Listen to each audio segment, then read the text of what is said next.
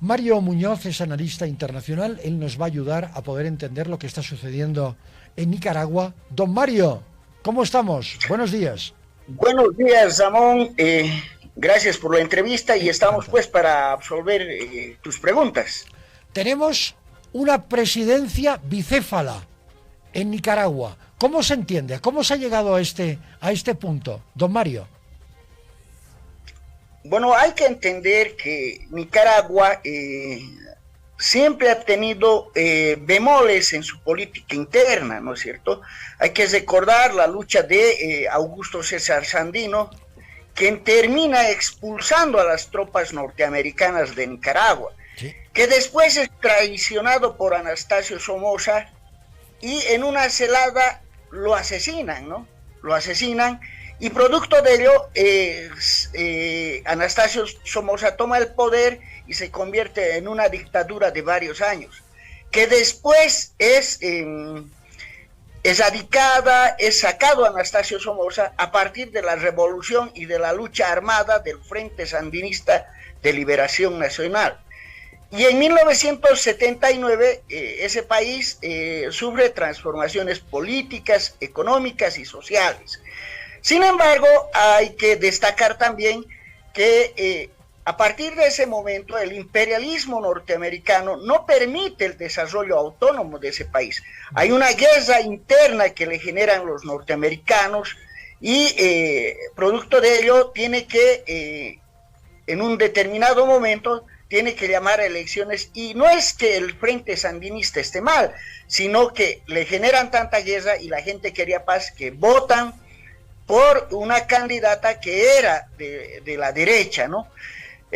Luego vivimos un periodo neoliberal muy largo en Nicaragua, muy largo, y producto de ello es que el Frente Sandinista vuelve a participar en elecciones y gana las elecciones.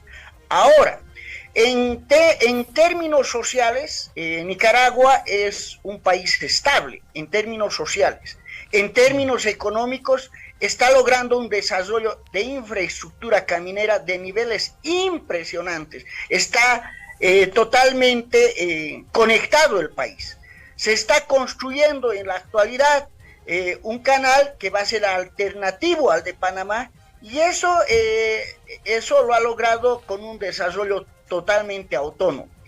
En el tema político que usted señala y en el tema de elecciones, hay que considerar que también en el sandinismo ha habido lucha de facciones. Es cierto. Y lamentablemente, o para bien o para mal, han quedado Daniel Ortega y Rosario Murillo, quienes de alguna manera, junto a otros compañeros, porque no se olvide que tienen un parlamento casi dominante, más del totalmente 90% dominante está con el sandinismo.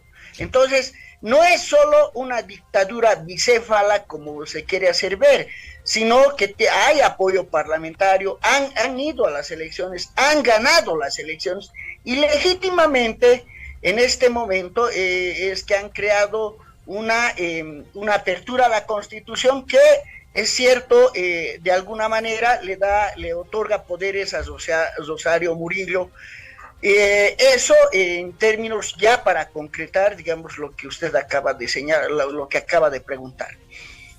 Por último, hay que señalar que dentro de la autodeterminación de los pueblos, dentro lo que dice la Carta de Naciones Unidas, considero que hay que respetar lo que está haciendo Nicaragua de manera interna. No podemos influir, hacer injerencia, etcétera, etcétera, ¿no?, sobre Nicaragua. Considero que son los propios nicaragüenses que deben juzgar si su política, si el Frente Sandinista está obrando mal o bien allá en Nicaragua. En eso tiene usted razón. Un parlamento completamente cooptado por el Frente Sandinista de Liberación Nacional. Cooptado, completamente. La oposición está o en el exilio o en las cárceles, represaliada. No tiene ningún tipo de representación porque esa representación ha desaparecido. La ha anulado el sandinismo, por otro lado. A través de una reforma constitucional se nombra una copresidenta, la señora Rosario Murillo, al lado de Daniel Ortega, copresidenta a partir de esta reforma, aprobada por la mayoría parlamentaria sandinista, porque no se permite una voz opositora. Las libertades individuales están restringidas, definitivamente en Nicaragua. Lo que se consideraba antes poder ejecutivo, poder judicial y poder legislativo se convierten en órganos. Órgano judicial, órgano legislativo y órgano ejecutivo. ¿No cree, Mario, que se están vulnerando principios democráticos en Nicaragua en estos momentos? Mire, sobre lo que usted dice, la represión, es decir, el año 2017-18 ha habido una revuelta en Nicaragua, revuelta armada, donde han quemado a los sandinistas en diversos lugares. Eso no menciona los medios occidentales de comunicación, es decir, Radio Francia Internacional, France 24, CNN, BBC, etcétera, la Deutsche Welle no dicen nada, que cuando se han quemado a los sandinistas producto de esta rebelión armada que ha habido en Nicaragua. Ahora, pasemos a un segundo aspecto. Cuando uno va a elecciones, vota y elige. Y para bien o para mal, el pueblo nicaragüense ha decidido por el Frente Sandinista de Liberación Nacional, en un 90%. La oposición no ha querido participar en elecciones o ha tenido escasa votación en las elecciones. Eso también se hace visible en las elecciones que ha habido en Nicaragua. Tercer aspecto, hay que considerar, ¿no es cierto?, y hay que resaltar la Carta de Naciones Unidas, que en su artículo 5 señala que los pueblos gozan de autodeterminación, es decir, no puede haber injerencia. No. Lo que podríamos decir que está bien o está mal, simplemente queda como opinión, porque son los propios nicaragüenses quienes tienen que juzgar su devenir y su destino como país. Es correcto. Ya que menciona, Naciones Unidas ha condenado esta reforma constitucional porque considera que no es democrática. La Organización de Estados Americanos lo propio. La Unión Europea lo propio. El Parlamento Europeo lo propio. Son voces, yo no sé si calificarlas de autorizadas, Mario, pero que de algún modo condenan la deriva autoritaria del gobierno de Daniel Ortega. Mario.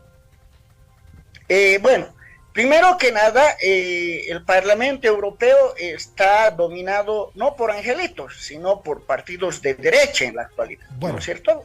Bueno. Lo segundo, ¿no es cierto? Usted señalaba que en Naciones Unidas es cierto, y habrá que ver quiénes han votado, quiénes han condenado, etcétera, porque ha tenido que haber una especie de votación para ver quiénes han condenado, ¿no? Exactamente. Entonces esto hay que visibilizar, no tengo el dato, lo voy a revisar en el transcurso del día, pero eso es lo que hay que ver. Y aquí hay una disputa nomás en términos geopolíticos de un nuevo equilibrio de fuerzas a escala planetaria, es decir, unos van a estar por la autodeterminación y el poder multipolar de los pueblos, y otros van a estar bajo la égida, digamos, ya sea del imperialismo norteamericano o del neocolonialismo de la OTAN, ¿no? Que también está teniendo luchas en diversos lugares. Recuérdese Mali, recuérdese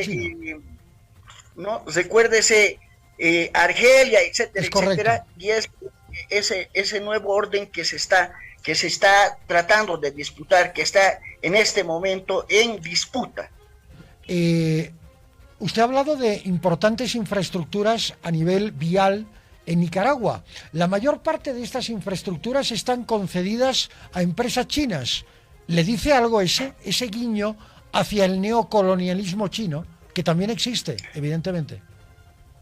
Bueno, no nos podemos olvidar que ya Mao Zedong hablaba ya en los tiempos de la Unión Soviética del social imperialismo. Correcto. Considero que ahora se ha cristalizado aún más y que, digamos, la China aspira nomás a hacer hegemonía también, ¿no? No podemos negar aquello. Claro. No podemos negar aquello, sin embargo, es decir, cada país, ¿no es cierto?, es soberano con quién contraer deudas, con quién contraer empréstitos, con quién contraer infraestructura, etcétera, etcétera, ¿no? Y en este caso, Nicaragua ha tomado la decisión de alguna manera, contraer empréstitos y contraer la traída de infraestructura tecnológica para el desarrollo de sus carreteras. El hecho de formar un eje antiimperialista o declarativamente antiimperialista que lo conforman Bolivia, Venezuela y Nicaragua, ¿qué lectura tiene para usted este eje, digamos, bolivariano? Yo, con las disculpas del caso, sacaría a Bolivia de ese eje, ¿no? Bueno. Más bien yo diría que es Cuba, Nicaragua, Cuba, y Venezuela, sí, un eje bastante fuerte, digamos, antiimperialista, ¿no? Ya. Y que busca un desarrollo en base a la autodeterminación de los pueblos. Eso.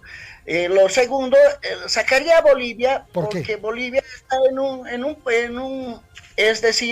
un plano de segunda oleada, digamos, de una fuerte oleada antiimperialista, ¿no? Bolivia lo que está buscando y lo que ha buscado, digamos, después del 2006, pese a que en algunos casos le han cesado las puertas, es incluirse y desarrollar de manera pacífica, de manera armónica con todos los países. Entonces yo sacaría a Bolivia de lo que usted ha mencionado, el eje de, digamos, la resistencia antiimperialista. Me parece muy razonable su explicación. Mario, un abrazo enorme. Hasta pronto. Un abrazo enorme, un cariño. Señor Grimaldi, y estamos a sus órdenes. Mario Muñoz es analista internacional, ha estado con nosotros para explicar la situación en Nicaragua con una presidencia bicéfala.